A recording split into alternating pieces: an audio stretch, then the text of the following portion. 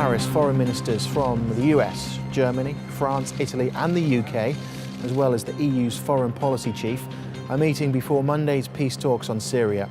But opposing sides in those talks disagree on the future of leader Bashar al-Assad.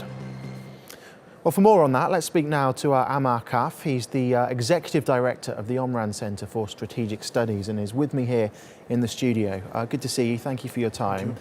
So here we have then Syria's foreign minister saying that Assad's future is not up for negotiation. The opposition say Assad has to go. Are these talks doomed before they've even started?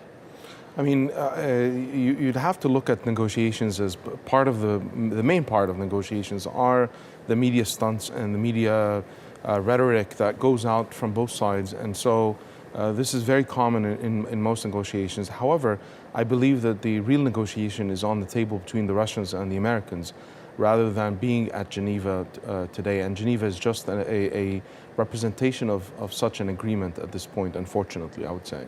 We talk about the agreement. I mean, there's UN Resolution 2254. That's the so-called roadmap to peace for Syria. It calls for a credible, inclusive and non-sectarian governance in Syria. But nowhere does it mention the future of Bashar al-Assad. Are the opposition going to have to be flexible here in some way? Well, the opposition's point of view is that the UN Security Council Resolution 2254 does mention that the Geneva Communique of 2012 is the foundation for any peace negotiation and peace talks. And so part of that is a transitional governing body, which means that there's a transitional period, a post-Assad period.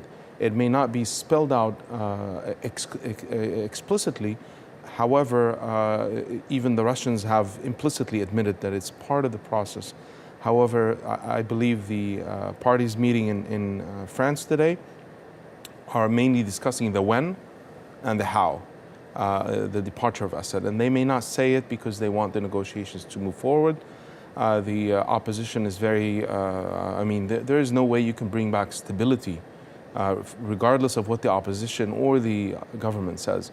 You want stability and security in the Middle East, and that requires the removal of the source of terrorism and the source of instability and insecurity in the region, which is Bashar al-Assad. If the real negotiations then are taking place between, let's say, Moscow and Washington, why is Moscow prepared to perhaps allow Assad to be cut adrift now when they've invested so much, it seems, militarily in supporting the regime with the airstrikes? I'm not sure they want him out now, but I mean, their interests in the Middle East goes beyond the ruling party or the ruling person and Assad or the others.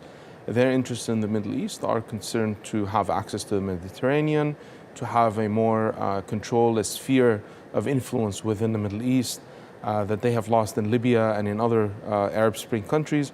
And so their interests are way more strategic and long-term than siding with one party or the other. Okay, so considering where we are now then with the talks set to start on Monday, what would be success for those talks? What would be considered a successful outcome, do you think? Or does it depend on who you speak to and who you ask? I mean, if a serious talk takes place on the formation of the transitional governing body with full executive powers, and that's the key word, then there's perhaps a chance for success and a roadmap that goes out. Without full executive powers, this phrase, and so the phrase about a governance is always a game in terms of whether it's a transitional governing body or a governance, which is a very lucid and fluid term that may be meaning different things to different parties. Okay, Ammar Kahf, thank you very much for your time here on TRT World. Thank you. Thank you.